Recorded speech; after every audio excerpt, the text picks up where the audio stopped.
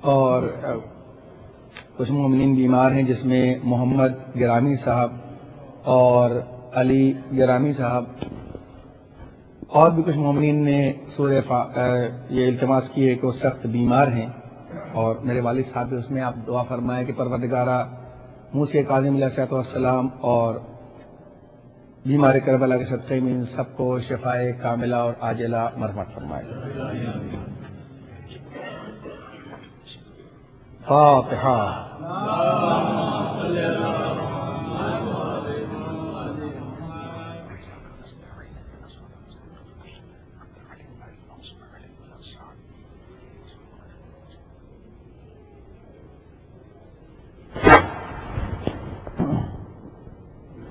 لا حول ولا قوة إلا بالله العلي العظيم۔ بسم الله الرحمن الرحيم۔ حسبنا الله ونعم الوكيل، نعم المولى ونعم النصير۔ الحمد لله رب العالمين، الحمد لله الذي لا يبلغ مدحته القائلون، الحمد لله الأول بلا أول كان قبله، والآخر بلا آخر يكون بعده، الحمد لله كما هو أهله، الحمد لله على كل حال، والصلاة والسلام على أشرف الأنبياء والمرسلين وخاتم النبيين المخاطب بطه وياسين الملقب برحمة للعالمين أبي القاسم محمد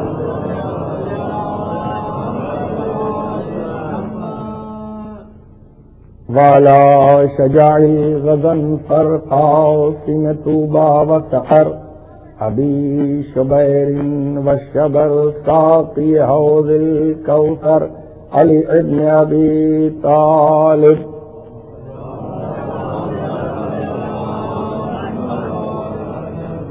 وعلى صاحب اسمة الكبرى إنسية الحوراء بطول الأزراء فاطمة الزهراء سيدة نساء العالمين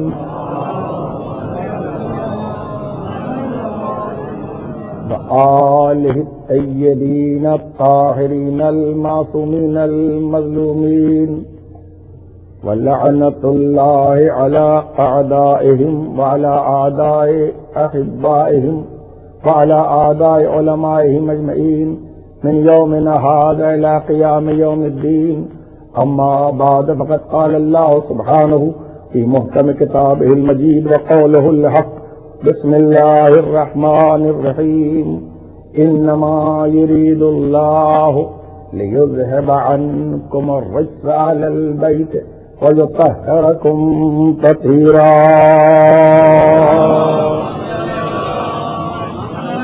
آپ اللہ تعالیٰ آگے آنے کی زحمت دوبارہ فرما لے تاکہ بعد میں آنے والوں کو کوئی زحمت نہ ہو۔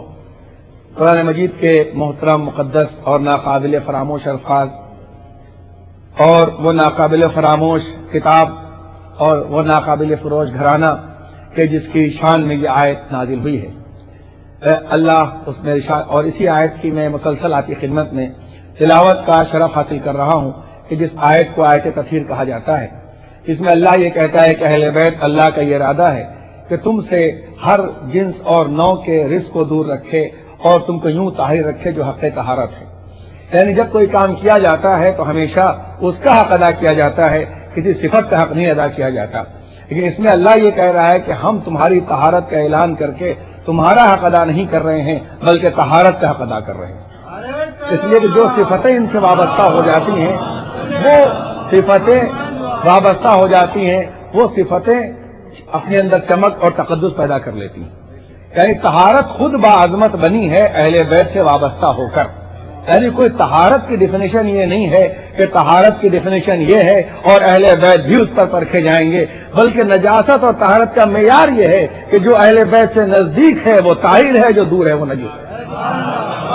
ان کو طہارت پر نہیں پرکھا جاتا، طہارتیں ان پر پرکھی جاتی ہیں، چاہے نسلوں کی طہارت ہو، چاہے عقیدے کی طہارت ہو، چاہے عمل کی طہارت ہو، چاہے علم کی طہارت ہو، کسی قسم کی طہارت ہو۔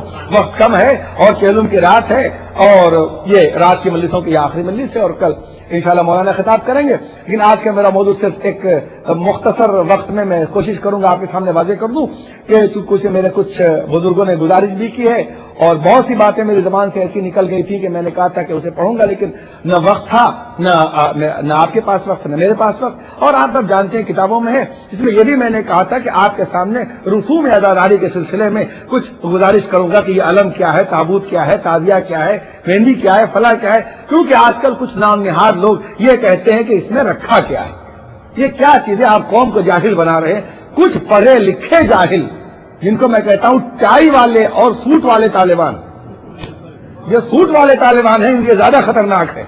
وہ تو بیچارے معلوم ہے کہ ملا یہ سوٹ پہن کے آتے ہیں کہ یہ آپ یہ کیا، یہ علم کیا ہے، یہ تابوت کیا ہے، یہ تعزیہ کیا ہے، کہ جن کے باپ دادا نے کبھی علم دیکھا نہیں تھا اور نیا نیا پڑھ لیا ہے۔ خیر میں ادھر جانا بھی نہیں چاہتا، میں اپنے معیار سے گری باتیں کرنا چاہتا ہوں، اسی طرح جلدی جلدی الفاظ بول رہا ہوں کہ آپ کے سامنے آدھے گھنٹے میں واضح کر دوں کہ جب اس پر اعتراض ہوتا ہے تو دو راستوں سے ہوتا ہے ہمیشہ۔ یاد رکھیے میرا موضوع ہے اثر۔ سورہ یاسین میں جہاں جو اللہ 12ویں پارے میں ارشاد فرماتا ہے کہ موت و حیات کے تذکرے میں کہ ہم ان کے آثار کو محفوظ کر لیتے ہیں۔ دنیا کے اندر جب کوئی چیز پرانی محفوظ کی جاتی ہے تو آثار قدیمہ، تو موضوع یہ ہے کہ یہ کہتے ہیں یہ تو کپڑا ہے، اس میں کیا رکھا ہے، یہ تو کپڑا ہے، یہ تو لکڑی ہے، یہ وہی لکڑی ہے جو درخت میں لگی ہے، یہ تابوت یہ تو لکڑی ہے، یہ پنجہ ہے، یہ کیا ہے، یہ تو چاندی ہے، یہ تو میٹل ہے۔ یہی کہہ کے آج کل علم تابوت تعزیہ پر اعتراض کیا جاتا ہے، اور میں ہمیشہ یہ جملہ کہتا ہوں کہ یہ اعتراض کرنے والے نہ علم دین سے واقف ہیں نہ دنیا سے واقف ہیں۔ بہت جلدی سمیٹ کے آپ کے سامنے پورا اشرا، میں کہتا نہیں جملوں کا عادی ہوں کہ اشرا سمیٹ کے، لیکن بس سمیٹ کے کہ یاد رکھیے گا اب سائنس نے جو کروٹ لی ہے نہیں 20ویں صدی میں آئنسٹائن کے بعد دونوں راستے، یعنی یا تو وہ پڑھ لکھ کے آتے ہیں دو طریقے سے۔ آپ کمال کی بات ہے، آپ ایک مرتبہ علم اٹھانے کے آپ نے زنجیر کا ماتم شروع کیا، ارے صاحب کمال کر دیا، آپ ڈاکٹر ہو کے زنجیر لگاتے ہیں، امریکہ میں آ گئے تب بھی آپ زنجیر لگا رہے ہیں، آپ یہاں پر آنے کے بعد بھی آپ اتنے پڑھے لکھے ہو کے آپ پروفیسر ہو کے آپ ماتم کر رہے ہیں۔ ایک تو یہ طریقہ ہے جو اس لیے کہ آدمی اس دنیا کو کبھی کچھ نہ کچھ تو سمجھتا ہی ہے، اس لیے کہ اس دین اور دنیا دونوں کے ساتھ دونوں آدمی کو برتنا ہے، تو دنیا کی لالچ آپ، یعنی یہ مطلب یہ ہے کہ آپ جاہل ہیں، اگر پڑھے لکھے ہیں تو یہ نہ کیجیے۔ میرے ایک دوست ہیں یہاں کے اوپر، میں نام دلوں قمر جعفری صاحب، بڑے پڑھے لکھے آدمی ہیں، تو وہ IBM میں نوکری کرتے تھے، جب میں نماز اول پڑھتا تھا تو ایک دوسری قوم کی عورت تھی، تو وہ کہنے لگی کہ تم کو کمال ہے کہ تم نماز بہت پڑھتے ہو اتنے پڑھے لکھے ہو کر، یونیورسٹی آف شکاگو میں پڑھے لکھے، تو مطلب یہ کہ وہی مینٹلٹی غیر قوم کی بول رہی ہے گہرائی کے اندر، کہ اگر پڑھ لکھ گئے، ڈاکٹر بن گئے، انجینئر بن گئے، پروفیسر بن گئے، سائنٹسٹ بن گئے، تو پھر مذہب کو نہ اختیار کرو۔ یہ عجیب بات ہے، یہ طریقہ ہوتا ہے کہ آپ کو ہاں بھائی اب تو یعنی آپ کی ڈگنیٹی کو مجروح کرتے ہیں، آپ کی انا کو مجروح کرتے ہیں، اور چونکہ ہر آدمی آج کل، پہلے زمانے میں جتنا آدمی کو دولت علم ملتا تھا وہ احساس برتری کا شکار ہوتا تھا، اب زمانے میں جتنا پیسہ ملتا ہے احساس کمتری کا شکار ہوتا ہے۔ اب زمانہ بدل چکا ہے، وجہ یہ ہے کہ پیسہ سب کھڑا نہیں ہے نا، جب مشکوک پیسہ ٹیکس بچایا ہوا ہوتا ہے تو دل کمزور ہو جایا کرتا ہے۔ تو بہرحال اب غور کیا آپ نے، تو آپ یہ تو آپ کی انا کو مجبور کیا، آپ پڑھے کمال ہے، آپ 22,000 کی نظر لگا، اماں نے ہماری کہا ہے کہ بھائی کنڈا مجھے خریدنا ہے مٹی کے کنڈے میں، اب کمال کی بات، تم بھی اپنی اماں دادا کی بات مانتے ہو بیٹھ کر، پڑھے لکھے ہو کیا ایسی بات کچھ بھی لا کے نظر کر دو ہو جائے گا۔ ایک طریقہ تو یہ، یعنی عزاداری میرا موضوع نہیں ہے، یہ ہے تہذیب مودت۔ 22 رجب ہو، 22 جمادی الثانی ہو، نویں ربیع الاول ہو، علم ہو، تابوت ہو، تعزیہ ہو، محفل ہو، جشن ہو، قصیدہ ہو، کالا کپڑا ہو، مجلس میں آنا جانا ہو، یہ کوئی بھی جتنے آپ رسوم ولایت اہل بیت کی بنیاد پر، ان کی محبت و مودت کی بنیاد پر آپ انجام دیتے ہیں، اس کے لیے ہمارے شعراء حضرات بھی بیٹھے جو خدمت یہاں کرتے ہیں، ایک لفظ آپ کی خدمت میں دے رہا ہے فقیر کہ یہ ہے تہذیب مودت۔ یہ مودت کا کلچر ہے جس کی مخالفت ایک تو اس راستے، دوسری آتی ہے آدمی یہ ڈرتا ہے کہ ہم محنت کر کے نماز پڑھ کے روزہ رکھ کے ایسا نہ ہو کہ آخرت ہمارے ہاتھ سے نکل جائے، تو ایک راستہ تو وہ ہو گیا کہ آپ کے نام پڑھے لکھے ہو کہ آپ کمال کی بات ہے، ہمارے یار تم عجیب آدمی ہو، کمال کی بات ہے، امریکہ آنے کے بعد بھی تم کمال کرتے ہو یار، رات کو چولہوں میں بلا وجہ حلیم بیٹھے کھا رہے ہو، یہ سب کیا بات ہے؟ مطلب جوتے کھاؤ دنیا کے، تبرک نہ کھاؤ، طالبان کی طرح جوتے کھاؤ، القاعدہ کی طرح جوتے کھاؤ، تبرک نہ کھاؤ، تو جو تبرک نہیں کھاتا وہ دنیا کے جوتے ہی کھاتا، کچھ نہیں کھایا کرتا۔ صلوات محمد علیہ محمد عزیزو، توجہ کریں آپ، اور سارے آپ کے میں تو پریکٹیکل آپ کے سامنے پیش کر رہا ہوں، کوئی بات اپنی طرف سے توہمات آج کل موضوع بھی تو پسند نہیں کرتے، آگے یہ کیا آپ لے کے چلے آئے معجزے کی باتیں پرانی، میٹا فزکس کی بات نہ کیجیے، تو میں بھی بالکل زندہ مثالیں پیش کر رہا ہوں، زندہ مثالیں پیش کر رہا ہوں کہ کیا ہے دنیا کا عالم۔ دوسری ترکیب کیا ہوتی ہے، اما یہ شریعت میں منع ہے، یہ امام کے دور میں تھا، یہ نبی کے دور میں تھا، یہ عالم امام کے دور میں تھا، یہ ان کا پورا اجتہاد اسی لیے ہے کہ جو امام نبی کے دور میں نہیں تھا اس کو جائز اور ناجائز کیا جائے۔ یہ اجتہاد ہی اسی لیے ہوتا ہے کہ اس کو صحیح طریقے سے پرکھا جائے، کہ اجتہاد کی بنیاد ہی یہ ہے کہ کل اونٹ پر سفر کرتے تھے، آج ہوائی جہاز میں سفر کر رہے ہو، کل جھوپڑیوں میں رہتے تھے، آج وہاں کے ایئر کنڈیشن ہے سعودی عرب کے اندر، تو اجتہاد تو ہوتا ہی اس لیے ہے کہ جو دور رسول میں نہیں تھا اس کے لیے احکام معین کیے جائیں۔ میں جملے دے رہا ہوں، میں نے کہا کہ اشیاء سمیٹ کے آپ کے سامنے آج تاکہ میسج پہنچ جائے۔ دوسرا، اب سیدھی بات ہے کہ سائنس نے اس نئے تو میں نے کہا دین نے دنیا نئے دور اس میں اثر ہے کہ نہیں، کیا دونوں برابر ہیں؟ جو نئی کروٹ سائنس نے لی ہے آئنسٹائن کے بعد اور نیوٹن کے بعد، یہ دنیا میں بنے کا برا شخص میں آپ کی توجہ کا محتاج ہوں، اس نے پوری جو کروٹ لی ہے، پہلے ایسا تھا کہ جو چیز دکھائی دے اسے مانتے تھے۔ ہمارے گھر میں پہلے بھی ٹی وی تھا، اچھے خاندان کے ہم لوگ بڑے، دنیا دونوں اللہ نے دی تھی، تو اس زمانے میں جب ٹی وی لگا ہمارے گھر میں تو اس میں تار لگا تھا، آپ کے گھر میں پہنچے آپ نے مجلس لگائی، میں نے کہا بھی آپ نے تار نہیں لگایا، کہنے آپ کو پتا نہیں ہے ریموٹ کنٹرول سے میری وائف اوپر سے کنٹرول کر رہی ہیں، ان کو نہیں ٹی وی کو کروا دے جب محمود عالم مجھے جگانا آتا ہے آپ کو، ہاں میں جگہ کے لیے تاکہ آپ توجہ اپنی طرف رکھیں میری اور غور کیجیے گا۔ اب کہنے یہ کیا مطلب، کہنے اب سائنس جو ہے وہ تار کی محتاج نہیں ہے۔ اب میں اگر اعتراض کروں آپ مجھے کہیں گے یہ جاہل ہے، اس لیے اب سائنس نے اثرات کی دنیا میں قدم رکھ دیا ہے۔ 21ویں صدی ہے نا، آج ہی تو کہتے ہیں پڑھے لکھے، اب سائنس اثرات پر بحث کر رہی ہے۔ پہلے اس کی بڑی بڑی ڈاکٹر میرے سامنے بیٹھے ہوئے ہیں، اور سارے ڈاکٹر اس لیے کہ حدیث میں اور روایتوں میں یہ ہے کہ جو قوم کے بڑے اچھے لوگ ہوں، پڑھے لکھے ڈاکٹر، انجینئر، بزنس مین، ان کی عزت کرنا چاہیے۔ حدیث میں خود یہ ہے کہ 3 گروہ ہیں، علماء بنو یا تجار بنو یا عباد بنو، یا عبادت کرو یا عالم بنو یا تجارت کرو، تو ان کی قدر ہے، لیکن اسی وقت تک کہ جب تک کہ وہ پہلے شیار ہیں اس کے بعد کچھ بنے۔ ہاں اتنی سی بات ہے، پہلے شیار ہے اس کے علاوہ کچھ نہیں ہے، تو سب کو پتا ہے، سب رپورٹیں میری بن رہی مجھے پتا ہے، یہ آپ مت سمجھیے، کہا بہت جگہ ہم بینڈ ہے اس میں مجھے فخر ہے۔ تو بہرحال اب غور کے اثرات کی دنیا ہے نا بھائی، اب تو ریموٹ کنٹرول سے یہ کیا مطلب، یہ ٹی وی کے اس کے درمیان یا سیٹلائٹ کے نیچے کیا اثر ہے؟ کیا آپ بیٹھے ہوئے یہاں ٹی وی پر دنیا کی چیزیں سیکنڈوں کے اندر دیکھ رہے ہیں، وقت بھی نہیں لگتا؟ یہ جو اعتراض کرتے ہیں، مولا علی کس طریقے سے 30 پارے قرآن ختم کیا کرتے تھے، ایک ٹیلی فون کیجئے لوکل تو آج کل ہندوستان جا کے آواز یہاں آتی ہے سیکنڈوں کے اندر۔ میں نے کہا نا کہ دنیا میں نہیں جانتے، تو اثرات کی دنیا، اس کا مطلب ہے کہ اثر ایک چیز ہے جو فضاؤں میں پایا جاتا ہے۔ تو پہلے ڈاکٹروں کی بڑی بڑی بوتل ہوتی تھی، حکیم دیتے تھے یہ بڑی بڑی بوتل، جتنا بڑا بیمار ہے اتنی بڑی بڑی بوتل رکھی ہے، اتنا بڑا بڑا معجون رکھا ہے، آج چھوٹی سی ٹیبلٹ دیجیے پورا اثر ہو جاتا ہے۔ توجہ کر رہے ہیں کہ نہیں؟ اب تو دنیا چاہے میڈیکل سائنس ہو چاہے میں اپنے ایک دوست کے گیا ٹیلی فون کے مینیجر سے، بہت بڑے اکاؤنٹ آفیسر، کہنے لگے مولانا یہ جو آپ مشینیں دیکھ رہے ہیں نا یہ بڑے بڑے ہال میں رکھی ہوتی تھی، اب اتنی سی ہو گئی ہیں، لیکن اتنے پرزے میں اتنا اثر ہے جو بڑی بڑی مشینوں میں نہیں تھا۔ تو پوری سائنس کی دنیا اثرات کی طرف جا رہی ہے۔ اس کا بانی کون ہے؟ اس کا بانی کون تھا؟ اس کا بانی تھا نیوٹن۔ تو آسان تھے نا، سیب اوپر سے نیچے گرا، ہی پڑھایا جاتا ہے سب کو، سیب اوپر سے نیچے گرا، نیوٹن اپنے لیٹا ہوا تھا اٹھ گیا۔ اس کا مطلب یہ ہے کہ سیب جو نیچے گرا یہ خود نہیں گرا ہے، بلکہ سیب اور زمین کے درمیان کے اندر کوئی گریویٹی یا کوئی طاقت پائی جاتی ہے۔ وہ کیا تھا؟ وہ اثر ہی تو تھا، کوئی اثر ہے، یعنی کیا آپ کو دکھائی دے رہا ہے؟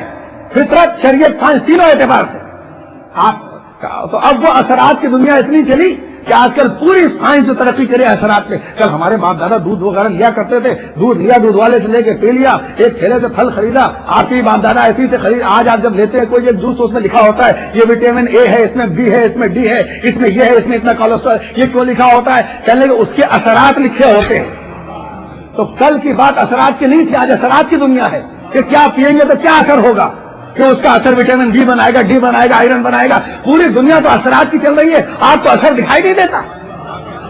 یہ کیسے پڑھے لکھے لوگ ہیں؟ یاد رکھیے گا جو عزاداری پہ اعتراض کرتا ہے وہ جاہل ہے، چاہے وہ جتنا بڑا ہو جائے۔ اس لیے کہ سورہ کافی مولا فرماتے ہیں نحن عالمون وشیعتنا متعلمون وسائر الناس غصا، ہم جو ہے وہ ہم معلم ہیں، ہمارے شیعہ ہمارے اسٹوڈنٹ ہیں، اس کے علاوہ جو ان سے الگ ہے وہ کوڑا کرکٹ کے علاوہ کچھ نہیں ہے۔ یہ حدیث ہے، سورہ کافی کی حدیث ہے۔ تو یہ ہے اثر. اب غور کیا آپ نے کیا تھا؟ فطرت کا اثر آپ کو بتا دوں. آپ میرے ساتھ یہاں بیٹھے ہوئے ہیں, گفتگو کر رہے ہیں, آپ یہاں کے اوپر ایک پتہ دروازہ کھلا سامنے کھلا ہوا ہے, آپ نے دیکھا کوئی آدمی آیا, آپ خاموش بیٹھے رہے. اس کے بعد آپ نے دیکھا ایک زہریلا آپ کا دشمن تھا جس سے آپ کو بڑی نفرت تھی, آپ اس کا منہ نہیں دیکھنا چاہتے تھے, ایک مرتبہ داخل ہوا. آپ مجھے انصاف سے بتائیں آپ کی کیفیت بدلے گی کہ نہیں بدلے گی؟ صاحب کیا خیال ہے آپ ادھر آئے, یہاں سے آپ دیکھیں کیفیت. اور آپ کا ایک پرانا دوست تھا بچپن کا, یا آپ کا بیٹا ہندوستان میں تھا, کسی طریقے سے اسے کوئی ایسے حالات ہوئے کہ وہ 10 سال سے نہیں آیا تھا, آپ نے یہاں سے دیکھا, مجلس میں بے چین ہو جائیں گے میرا بیٹا کیسے آ گیا, اندر سے کیفیت بدل گئی, جلدی سے مجلس ختم ہو جائے. ویسے مومنین ایسا نہیں سوچتے کہ کسی اور پروگرام میں اگر ہو تو میں سوچتا تو آپ گئے. یہ کیا مطلب؟ اس کا مطلب اللہ نے فطرت میں ایسا رکھا ہے. سرکار خود فرماتے ہیں کہ جو چیزیں میں نہیں چھوڑوں گا اس میں سبزے کو دیکھنا بھی ہے. تو کیا شریعت میں اثر نہیں ہے؟ اور یہ بھی غور کرو کہ یہ کیسے کہتے ہو کہ یہ چیزیں بھی جاندار ہیں کہ بے جان ہے؟ اگر اثر نہیں ہوگا تو سائنس ترقی نہیں کرے گی.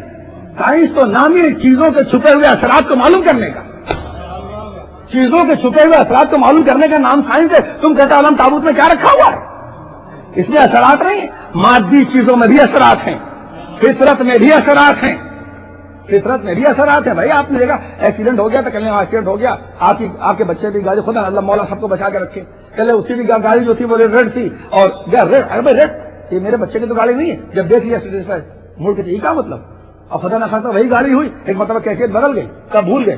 اثرات اندر ہوتے ہیں کہ نہیں ہوتے؟ بھائی محبت خود اثر رکھتی ہے بھائی صاحب. تو فطرت میں اثر ہے, سائنس میں اثر ہے, اور شریعت کے اثر. مسلسل آیتیں پڑھ رہا ہوں آپ کے سامنے اب قرآن مجید کی, تو زیادہ ٹھیکہ شریعتی لوگ لیے رہتے ہیں. توجہ کیجیے گا کہ اب اللہ نے جب ابراہیم کے لیے آگ ٹھنڈی کی تو کیا کہا؟ میں نے کہا نا نچوڑ کے آگ کی, تو اللہ یہ بھی کہتا فرشتوں جا کے بجھا دو.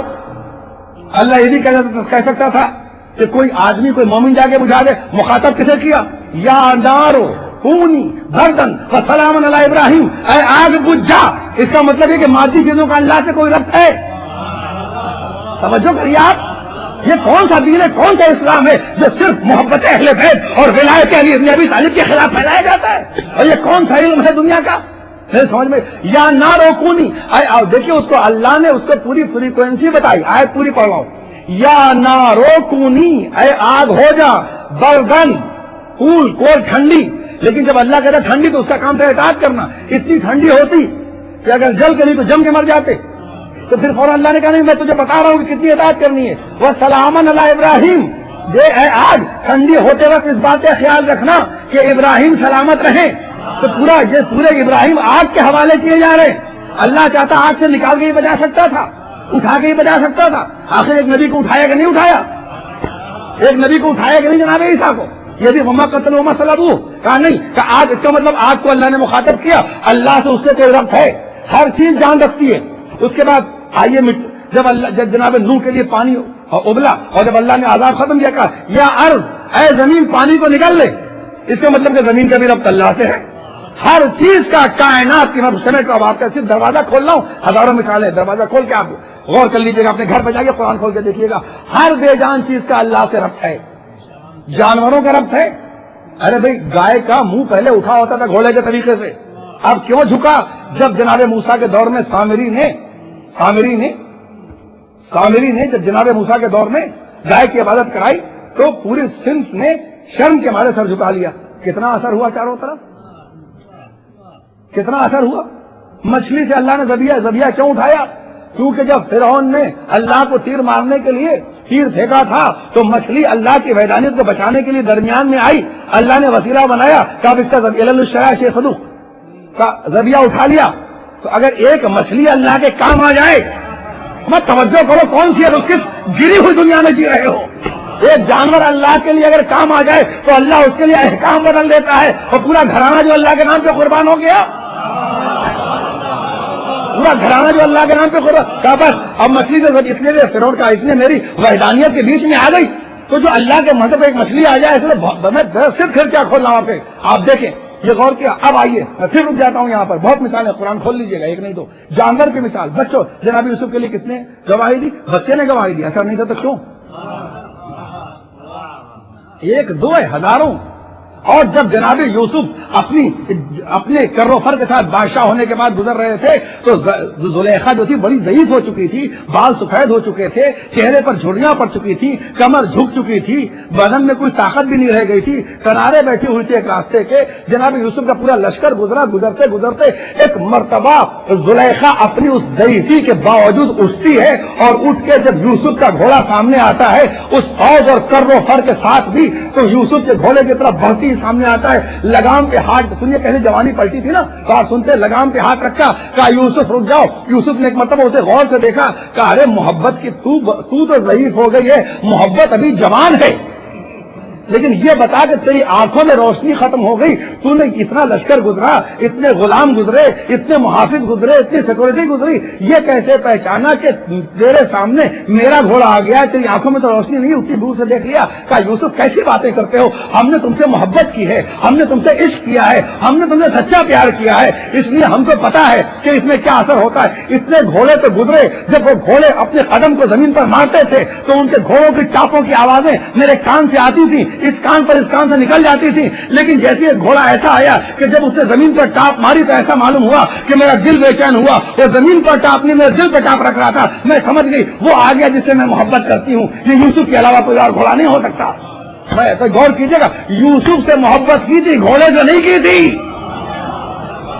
لیکن کہا جو محبوب کی طرف منسوب ہو جائے اس میں بھی وہ اثر پیدا ہو جاتا ہے، اور یہ اثر وہ ہوتا ہے۔ اب تو جناب اب جوانی کیسے پلٹی، ایک مرتبہ دیکھا جب تیرا یہ عالم ہے کہ جب مجھ کو دیکھ کے اتنی پاگل ہو گئی ہے تو اگر ان کو دیکھی کہ جس آفتاب کی کرن مجھے ملی ہے، جس نور کا صدقہ مجھے ملا ہے، اگر تو حسن حقیقی کو دیکھے گے تو کیا عالم ہوگا، تو فوراً خود کہتی یوسف اب تمہاری محبت میں وہ بات نہیں رہ گئی۔ اب اس طریقے سے لوگوں نے دیکھا کہ وہ ضعیفہ کہ جو اتنی بڑھیا تھی اتنے دن کی، وہ جوانی اس کی پلٹ گئی، بال سیاہ ہو گئے، چہرے کی جھریاں دور ہو گئی، جوان لڑکی کی طرح کھڑی تھی وہ جوانی پلٹ آئی۔ یہ اہل بیت کی محبت کا اثر ہوتا ہے کہ جو جوانی کو پلٹا دیتا ہے۔ اب یہ نہ پوچھے کہ بڈھے لوگ کیسے ماتم کرتے ہیں، بڈھے لوگ جو مجلس میں آتے ہیں، یہاں جوان ہونے کی ضرورت نہیں ہوتی ہے، حبیب ضعیف رہتے ہیں تب بھی جذبہ جوان رہتا ہے۔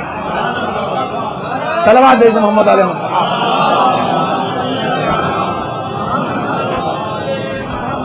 توجہ کیجیے گا آج عزیزان محترم، آپ کی مسلسل جتنی بھی مجلسیں سنیں، آپ کی توجہات، آپ کی ہمت افزائی کا میں بہت بہت شکر گزار ہوں، لیکن وہ آدمی کیا ہے، میں کہتا ہوں ایسے جینے سے فائدہ کیا جو آدمی اپنے نفس کے ساتھ عدالت کر کے نہ جی سکے، اور ایسے جینے سے کیا فائدہ کہ جو اچھے برے کی تمیز نہ کر سکے۔ یوں تو دنیا میں سبھی آئے ہیں جینے کے لیے، یوں تو دنیا میں سبھی آئے ہیں، یہ حسین کے نام کے اوپر اس میں اثرات پائے جاتے ہیں۔ اب آئیے جلدی ہونے میں جب ایک لفظ کہہ دیا عشرہ سمیٹ لاؤ تو سنیے، جمادات کا اثر آپ نے دیکھا۔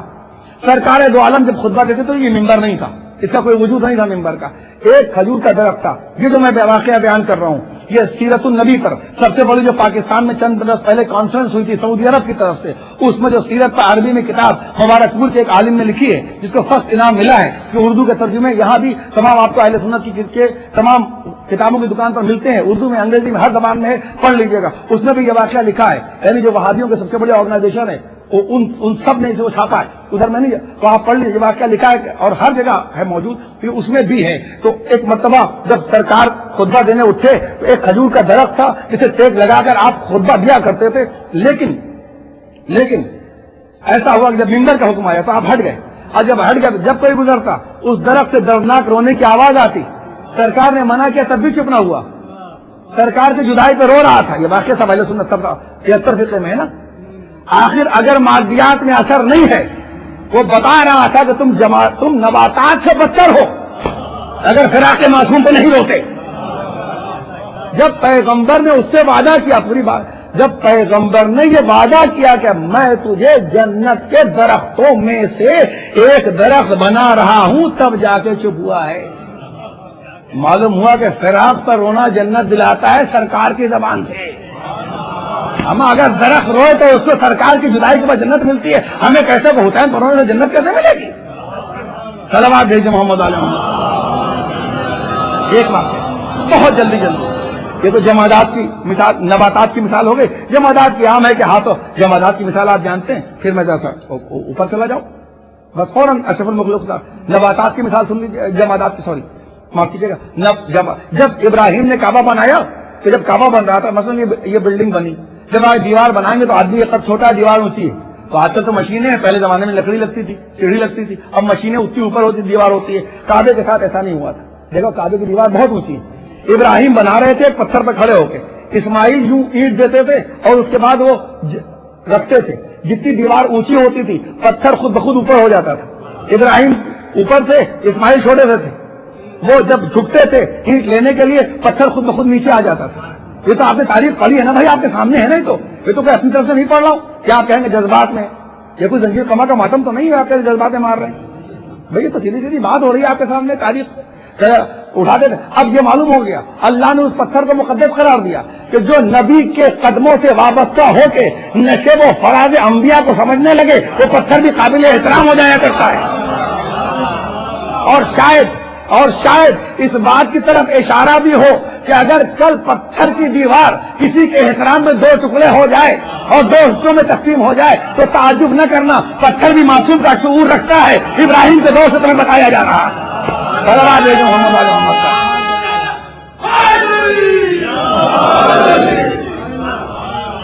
عزیزان محترم اور دوستان عزیز اور عزیزان مظلوم کربلا، تو غور کیجئے کہ یہ سب باتیں کیا اسلام سے نکال دی جاتی کہ اس میں اثر نہیں پایا جاتا؟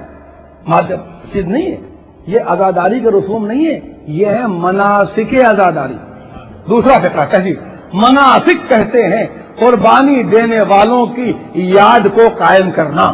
اسی لیے نماز کے بھی احکام ہیں لیکن احکام نماز لکھا ہوا ملے گا. روزے کے بھی احکام ہیں لیکن اس پر روزے کے احکام ملیں گے. حج کے بھی احکام ہیں لیکن حج کے لیے پھر احکام کا لفظ نہیں آتا، مناسک کا استعمال ہوتا ہے.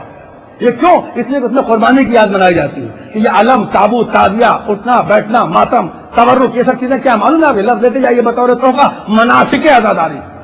اور پیغمبر کیا فرماتے ہیں؟ وجہت وجہیہ للذی فطر السماوات والارض حنیفا ومسلما وما انا من المشرکین ان صلاتی ونسکی. دیکھو قرآن نے کہا ہے ہماری نماز اور ہماری قربانیاں.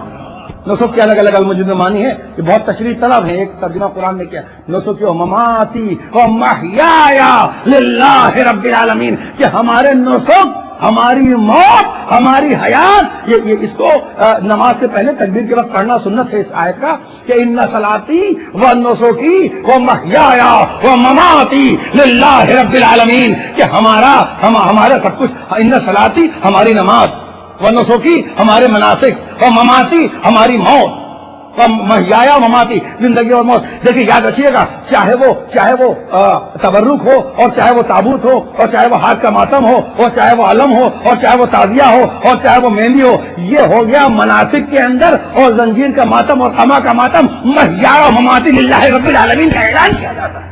صلوات بھیجیں محمد علیہ محمد، کہ ہماری موت بھی اللہ کے لیے ہے، ہماری زندگی بھی اللہ کے لیے. ان مماتی و محیایا، جہاں تک مناسک کی منزل ہے وہاں تک منزل عشق آ جاتی ہے. یہ ساعت اللہ خمینی اپنی غزل کے اشعار میں کہتے ہیں کہ مندر خال لبک ہم چون گرفتار شدم، ہم تیرے لبوں کے خال پر یوں عاشق ہو گئے کہ از مسجد و از مدرسہ بیزار شدم. تو یہ منزل عشق ہے، اسے سمجھنا آسان نہیں. کیا آپ نے دیکھا نا؟ اب جائے جانور کی بات، جلدی سے آ جاتا ہوں، موضوع ختم کرتا ہوں، ٹائم زیادہ نہیں لوں گا، مسائل بھی پڑھنا ہے. جانور کے اوپر اثر ہوتا ہے، کہیں جائیے سلجھنا کیا ہے کہ سمجھ میں نہیں آتا.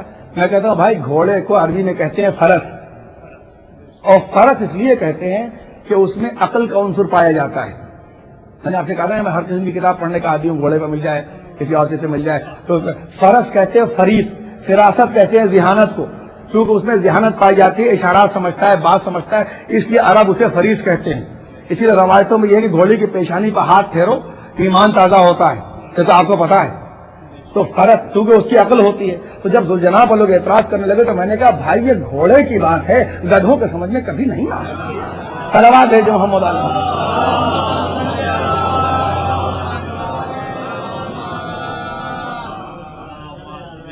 توجہ کیجیے گا عزیز. اب آئیے، آپ نے فلم دیکھی ہے،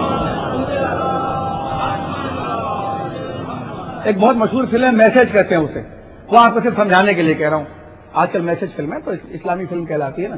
اس میں آپ نے دیکھا ہوگا سرکار نے جب مکہ فتح کیا اور جب سرکار پہنچے ہم نے کہا ہمارے گھر مہمان ہو جائیے. دیکھیے آپ نے جمادات میں دیکھ لیا, نباتات میں اثرات دیکھ لیے ہے نا, اور اس کے بعد اب حیوان کا اثر بھی دیکھ لیجیے. 4 ہے نا, جمادات, نباتات, حیوانات اور انسان کا. اب جب مکہ فتح کیا سب کہنے میرے گھر مہمان ہو, میرے اب آپ میسج کی اسکرین پہ آ جائے, چاہے ویڈیو پہ دیکھا ہو چاہے پروجیکٹر پہ, ہے نا. تو آپ نے اس میں کیا دیکھا, یہ بھی تو 73 فرقوں میں ہے نا. جب سرکار دو عالم آئے کہہ لے اب ہمارے گھر, کون نہیں چاہتا کہ سرکار کے قدم ہمارے گھروں کے اندر آ جائے. ہمارے گھروں میں آتے جب ہم مجلس کرتے ہیں تب ہم صحابی نہیں ہیں, ہمارے ہم ان کی بیٹی کے چاہنے والے. تو سرکار نے کیا کیا, خالی میں اس لیے زوروں سے پڑھ رہا ہوں کہ آپ سو نہ جائیں, ہمارے یہ باتیں تو ایسی ہیں کہ جو حقیقت رکھتی ہیں, آرام سے بھی کہہ سکتا ہوں. سرکار نے کیا کیا بتائیے, میسج کیا کیا, کچھ آپ بھی میرے بڑے بزرگ بیٹھے ہیں, کیا احترام, کیا کیا, آپ نے اونٹ چھوڑ دیا, سب جانتے ہیں. اب پتا نہیں کہ اونٹ تھی یا اونٹ نہیں, مجھے نہیں پتا. اللہ آپ کو سلامت رکھے, ماشاء اللہ بڑی تیز آپ پہنچتے ہیں. مولا آپ کو سلامت رکھے اور آپ کی تمام خواہشوں کو پورا کریں, اور ہم سب کے بچے عزادار اور محب اہل بیت ہوں. اللہ دین و دنیا دونوں طریقے سے مالا مال رکھے, اور ہمارے دل کو حب دنیا سے پاک رکھے, زیور تقویٰ سے مزین فرمائے, اور ہماری زندگی کی سانسیں کٹے تو ہوائے پرچم عباس میں, اور آخری سانس ٹوٹے تو سایہ پرچم عباس میں.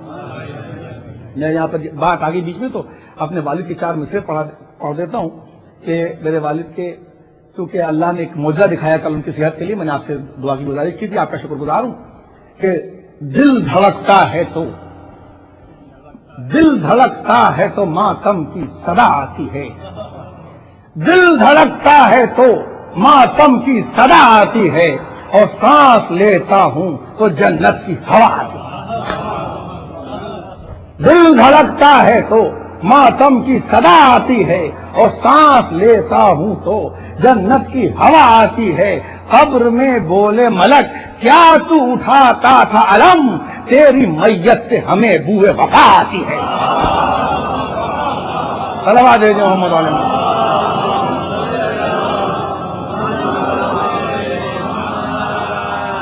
قبر میں بولے ملک کیا تو اٹھاتا تھا علم.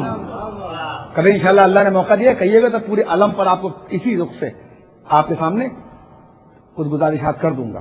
تو جب اونٹ کو چھوڑا تو کیا پیغمبر اکرم کو دوسرا کوئی پی اے یا اپنا سیکرٹری نہیں مل رہا تھا جو اونٹ کا انتخاب کر رہے تھے؟ کسی اور مرشید یا سیکرٹری کا انتخاب کر لیتے؟ بتا رہے تھے کہ رسالت اور ولایت کی پیروی کرنے کی تہذیب سیکھو, خالی لمبے ہو جانے سے کچھ نہیں ہوتا, اونٹ کی طرح لمبے ہو جانے سے کچھ نہیں ہوتا. جانور بھی میرے ساتھ ہے تو کیا پیغمبر کیسی بات, ادھر ادھر کہیں ٹھہر جاتے, اونٹ کے کہنے نہ جانے کہاں رک جاتا, کسی گھر پر رک جاتا. اور معاملہ بڑا نازک ہے, شادی نہیں تھی جو حج کر لیتے. طلبات محمد علیہ محمد صاحب یہاں کے بعد سرکار نے کہا بس اب آپ کے سامنے پوری اسکرین ہے نا, میسج فلم کا وہ چلا چلتے چلتے کہاں رکا, کس کے گھر پر, ابو ایوب انصاری گھر پر. پیغمبر نے اب غور کیا آپ نے کہ اگر جانور میں اثرات نہیں ہوتے تو اس نے اثر رسالت کو ایسا قبول کیا کہ بتایا جو میرے اثر کو قبول کرتا ہے وہ یہ جانتا ہے مجھے کہاں ٹھہرنا ہے کہاں چھوڑنا ہے, کہاں ٹھہرنا ہے کہاں چھوڑنا ہے, کون میرا دوست ہے کون میرا دشمن ہے, کون میرا چاہنے والا ہے کون نہیں چاہنے والا ہے. جانور کو دیکھ کے عبرت حاصل کرو تو جمادات میں اثر ہوتا ہے, نباتات میں اثر ہوتا ہے, اور حیوانوں میں اثر ہوتا ہے. لیکن یہاں سرکار سے بات پھر الگ ہو جائے گی, اس لیے کہ وہ صحیح آدمی اثر قبول ہی نہیں کر سکتا جو علی سے الگ ہو جائے. اس لیے اب تک تو سرکار کی بات سنائی, اب سنیے کہ صحابی ہو کر اثرات کیسے قبول کرتے ہیں. کچھ تو ایسے بھی ہوتے ہیں کہ پڑے رہ جائیں, ان کی میت تو کوئی پوچھنے والا بھی نہیں ہوتا. اب دیکھو کہ صحابی کیسا ہے کہ جب آپ غور کیجئے کہ علی جو ہے وہ مدینے کے اندر ہے, سلمان کا انتقال مدائن کے اندر ہوتا ہے, سلمان کی میت کو غسل دیا جاتا ہے, کفن پہنایا جاتا ہے, جنازہ رکھا ہوا ہے, علی نماز پڑھانے کے لیے آتے ہیں, سلمان کفن کھول کے استقبال کی کوشش کرتے ہیں. اثر اسے کہتے ہیں کہ جب علی کی محبت دل میں ہوتی ہے تو اثرات پہ اتنا کنٹرول ہوتا ہے کہ آدمی مردہ ہو تب بھی علی کے استقبال کے لیے ہوتا ہے. صلوات بھیج محمد علیہ محمد صاحب.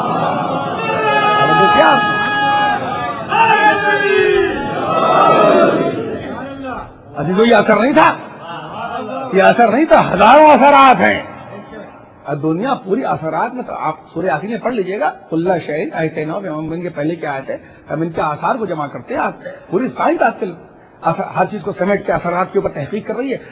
اور فطرت میں آثار میں نے دکھایا، مذہب میں آثار آپ کے سامنے پیش کر رہی ہے. اثر کہتے ہیں اس میں کوئی اثر ہی نہیں ہے، اس میں کوئی اثر ہی نہیں ہے. عجیب بات ہے، کوئی اثر ہی سمجھ میں نہیں آتا.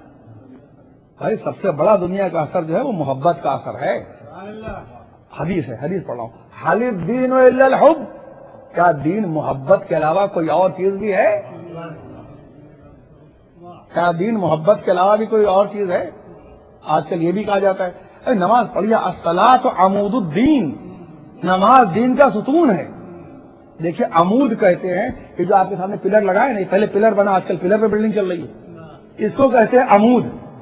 اور گڈھا کھود کے زمین کے اندر جس کے اوپر یہ کھڑا ہوا ہے اس کو کہتے ہیں اساس. عربی میں اسے پوچھ لیجیے، اساس ہے نا. قرآن میں لمسجد اسست علی التقوی، وہ اساس ہے. تو نماز کو کہا گیا الصلاۃ عمود الدین، لیکن حب اہل بیتی اساس الدین. یہ بھی حدیث ہے، میرے اہل بیت کی محبت دین کی بنیاد، جو پلر کھڑا ہوا ہے. تو یہ کون سا پلر ہے جو بغیر اساس کے کھڑا کیا جا رہا ہے؟ صلوات بھیجو محمد علیہ محمد.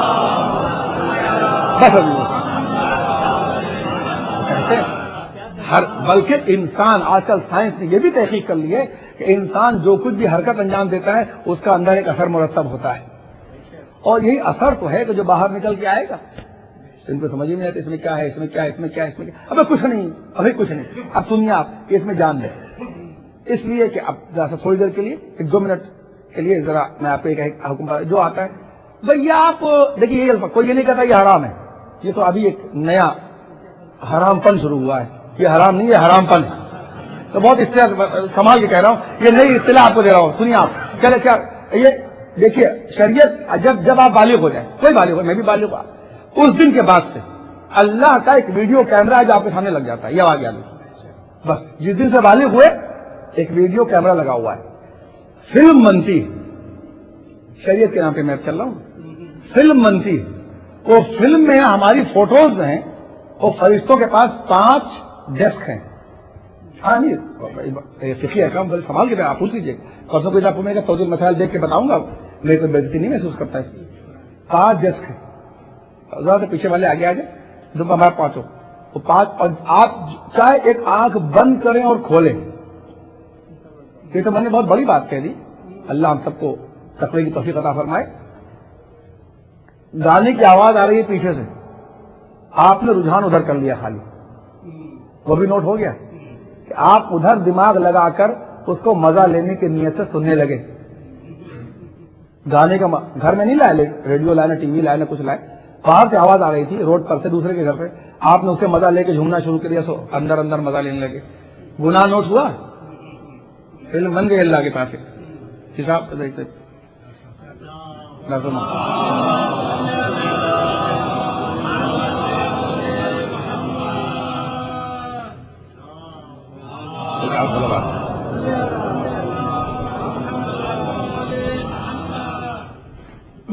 اللہ ہم سب کو اسی توفیق دے.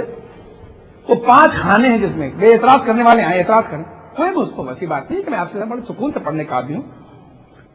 5 ڈیسک بن جاتے ہیں، اور ہر سانس کا ہر ڈیجیٹل سیکنڈ کے اندر بس آپ کی فوٹو بنتی ہے، خط اس میں ڈال دی جاتی ہے. 1 2 3 4 5 کسی نہ کسی میں چلی جاتی ہے. اور اسی فوٹو کے اوپر وہاں کے اوپر ثواب عذاب ہوگا. نجات تو عقیدے میں ہوگی، ایک الگ مسئلہ ہے، اس پر تمام اہل اسلام متفق ہیں.